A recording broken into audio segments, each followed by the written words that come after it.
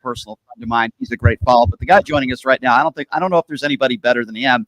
What a great follow. He does such a great job at Midas Touch, and that's why he has such a large following. Ron Filipkowski joining us right now on the show. Ron, always a pleasure, my friend. Thanks for joining us. How are you? Hey, good. Doing well. Busy days these days. Campaign's heating up, right? Very, very busy. That is for sure. And of course, Harris and her VP pick, they're coming to Las Vegas on Saturday. They're holding these rallies every day. What do you make of the enthusiasm and the response from this pick from Harris? It's amazing. I mean, no knock on Joe, but remember in 2020, he couldn't have rallies because of COVID. So he was doing all those socially distanced events. So we never really saw like what Joe can do. And then, 4 years later at his advanced age, I mean, look, he just wasn't going to be able to do what is happening right now. But so I think there was all this, part of it is there's all this pent up, energy and enthusiasm where Democrats have just been so frustrated and disappointed. And then the debate happened. And I think that is all just erupted. And so it's almost like extra enthusiasm now as a result of what happened before. And also to a great extent because of Kamala Harris, who's really coming into her own. I commented yesterday, I think every single speech I've seen her so far, she gets better and better and better every one. I agree. And that's a really important to note that. I think she certainly has improved on that. Let's talk a little bit about her pick, Walz, for a moment. I was a little surprised. I saw your reaction. You were a little surprised as well, but I think we both would agree. Walz is a really solid guy, right? I mean, football coach, teacher, served. The attacks on the far right, as you monitor that, as do I, they're saying, oh my God, even though he served 24 years, he retired because he didn't want to go to war in Iraq. He didn't want to go to war. Which is, to me, just embarrassing. They're calling him a socialist. Oh, my God, he wanted to put tampons in boys' bathrooms in high schools. These are the attacks we're hearing from the right, Ron. What do you make of that? Yeah, the military service thing is particularly disgusting. I mean, I went through a similar situation myself when I was in the Marines. That he did, him even more, was more difficult than mine. But what first of all, Trump's campaign manager is Chris LaCivita. Chris LaCivita is the person who did the Swift boat ads against Al Gore back in 1992. So he's trying to run this playbook back. He's trying to do the same thing that they did to Al Gore John Kerry. John Kerry. Yeah. It's John Kerry. Right. Sorry, I mix those two up all That's the okay. time. Swift boat ads on John Kerry. Yep.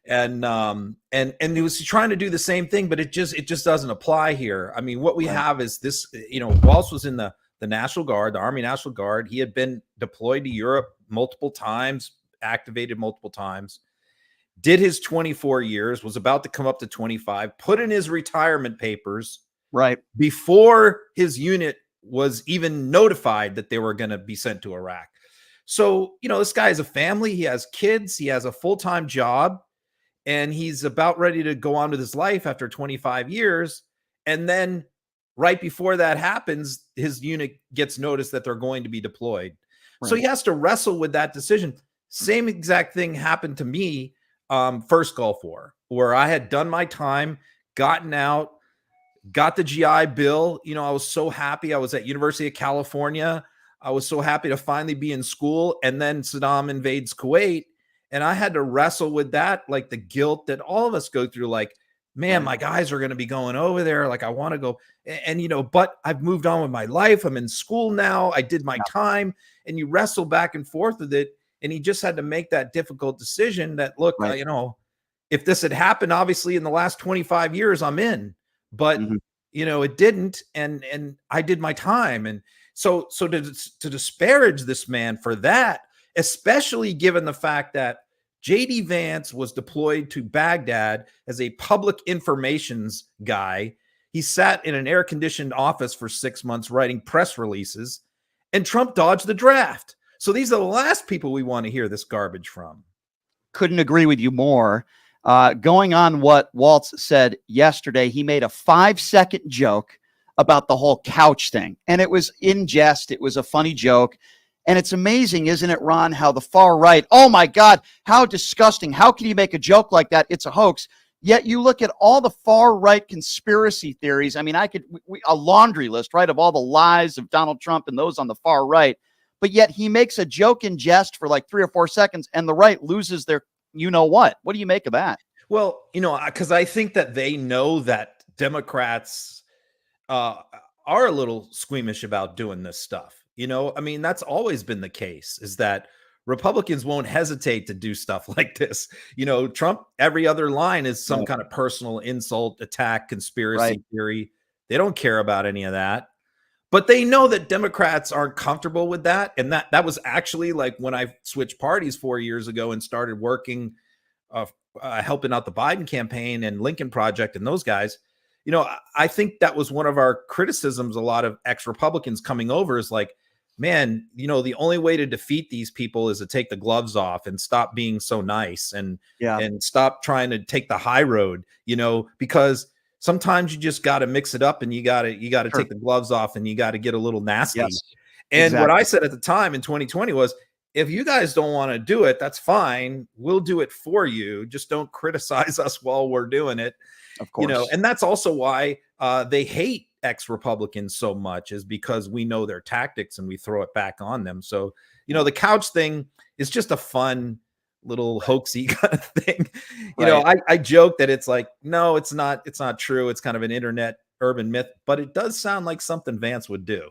Yeah, absolutely. I mean, listen, I put up a picture on social media. It's a picture of JD Vance and his wife. You might have seen this picture circulating where, they're both standing next to each other and they're wearing an outfit of Indian descent, I guess, for lack of a better term. And I said, this is the day that JD Vance turned Indian. Do I really think he turned Indian? No. It's a joke on the play of words of Donald Trump going after Kamala Harris or her lack of blackness, right? And I don't see anything wrong with that, because we don't actually believe what we're saying. We're mocking the right for actually believing the stuff that Trump says about the whole blackness stuff. I mean, what do you make of that? I mean, in the last week, he's made fun of Kemp, who has very high approval ratings, the Republican governor of that state. He's mocked Kamala Harris, that whole thing in Chicago. I didn't even talk to you about that, but that was an embarrassment, in my personal opinion, that somehow she turned black. And yet when you ask any MAGA Republican about this, Ron, they'll deflect and they'll talk about policy. But no, I didn't ask you about policy. Why is the Republican Party, and particularly Donald Trump, attacking Kamala Harris for her lack of blackness? Why do they keep doubling down on this? This is a situation where, like, Trump's campaign people they don't want this. They just can't control him. And this is not where they want to go. They don't want to go with, she slept her way to the top, she's not black, she laughs too much. Like, that's not really their plan. But Trump listens way too much to the internet influencers, the social media types, Donald Trump Jr. I mean, hell, the interview that he just did with like the right-wing podcast, white nationalist Groyper dude. Yeah. That was Barron Trump's idea. Barron Trump watches that guy's show. So he's going to these weirdos because his kids are telling him, oh, this guy's cool, instead of listening to like the people he's paying millions of dollars to advise him on the campaign. He's listening to knuckleheads. Yeah, and he's doing an interview with Elon Musk, too. What do you make of that? I don't think that helps the Trump campaign at all. Look, I mean, DeSantis kicked off his campaign with a much hyped Elon Musk interview, right? This was going to be the thing that was going to propel him to the top. And DeSantis's poll numbers went down after that interview. Right. Musk is a horrible person to share a stage with. Horrible. He's boring. He mumbles. He rambles. He's a terrible public speaker. Yep. He soaks up the oxygen in the room. And, Trump is just one of these guys who just rant and raves and rambles too, and goes off on tangents. So the two of them together, I just can't imagine that this chemistry is going to be good. Or either one of them are going to come off looking good. Look, the bottom line is anybody who listens to Elon Musk is not voting for Harris anyway. Agree. 100%. If you're just joining us from Midas Touch, the great Ron Filipkowski, great follow on social media, particularly X. Before I get to some of your weird Republican posts, which are phenomenal, by the way, let me just ask you one other question. The Walz pick. Obviously, it was between Walz and Shapiro. Now, I'm not a conspiracy theorist, Ron. I know you're not. But do you think that there's a possibility that maybe Shapiro wasn't all in? Maybe that was the reason. You hear other, rumblings coming out where maybe they didn't want Shapiro because he was so pro-Israel, which is, by the way, not true. He has the same policy positions as Walz does. Why ultimately, Ron, I guess my question is, do you think Harris picked Walz over Shapiro? Yeah. I think there's a lot of factors here. I think that they recognize that Pennsylvania is a critical state, and most of the criticism I hear about the Walz over Shapiro was, man, we really got to win Pennsylvania. But the reality is, look, if Shapiro was the pick, where would he be today? He would be in Wisconsin. He would not be in Pennsylvania. So I think that they looked at it like, instead of having Shapiro travel the country for the next 3 months, let's have him campaign for us full time in PA as a surrogate. Yeah.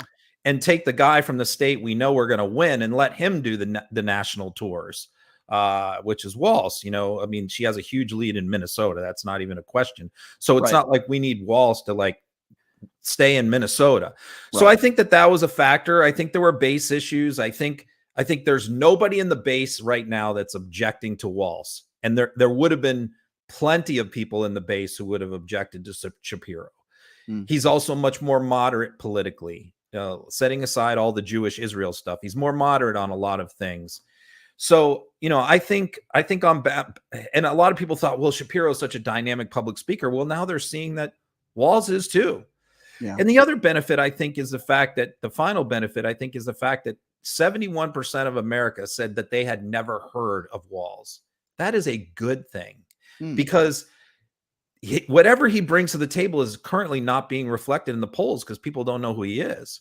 But they're seeing who he is now. They're learning who he is, and what they're seeing, they really like. So that's going to give her a little bit of a bump that Trump did not get a bump with Vance. No, I think you could make the argument for the opposite. I think he might have buyer's remorse, but we'll have to wait and see what happens here. Last question, Ron. You are one of the best at this, at a lot of things, but particularly Republicans are weird. Your posts on social media are hilarious. You find these clips and you do such a great job in pointing it out. This has kind of taken a life of its own, hasn't it? It started with a Kamala Harris comment on they're just weird. And guys like you, prominent people on social media, pointing that out. And you've had a lot of fun with this, and I enjoy it. What do you make of this phenomenon of Republicans are weird?